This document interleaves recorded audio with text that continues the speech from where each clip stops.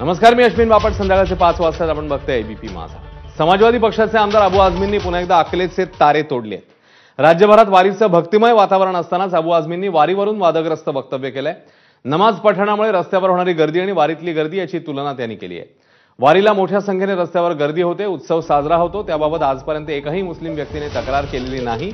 मात्र नमाज पठणावेळी 5-10 मिनिटं रस्त्यावर गर्दी झाली तर त्याचे पासपोर्ट रद्द करण्याच्या धमक्या दिल्या जातात. हे जाणून बुजून केलं जातं असा आरोप आझमींनी केला. आझमींच्या या वक्तव्याचा सर्व स्तरातून निषेध व्यक्त होतोय.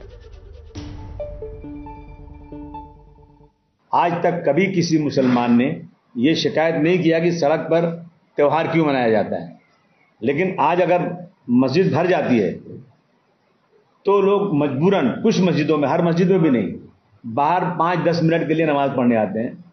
लेकिन उसके लिए यूपी के सीएम कहते हैं कि अगर आप जो है बाहर नमाज पढ़ोगे तो आपका पासपोर्ट कैंसिल कर दिया जाएगा और आपका ड्राइविंग लाइसेंस भी कैंसिल कर दिया जाएगा. मैं आ रहा था अगर पूना से, तो मुझे लोगों ने कहा कि पालकी जाने वाली है, जल्दी जाएंगे नहीं तो फिर रास्ता जाम हो जाएगा. रास्ता जाम हो रहा है, हमने कभी मना नहीं किया, लेकिन हमारी मस्जिद, हमारी नमाज के लिए, यानी ये जानबूझ करके ना इस देश में मुसलमानों के लिए जमीन तंग की जा रही है.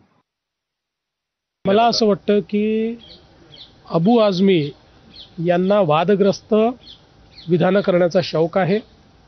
कारण त्यांना असं वाटतं की वादग्रस्त विधानं केलं की प्रसिद्धी जास्त मिळते. त्यामुळे मी त्यांना प्रसिद्धीच्या लायक समजत नाही, म्हणून असल्या फालतू गोष्टीला मी उत्तर देणार नाही.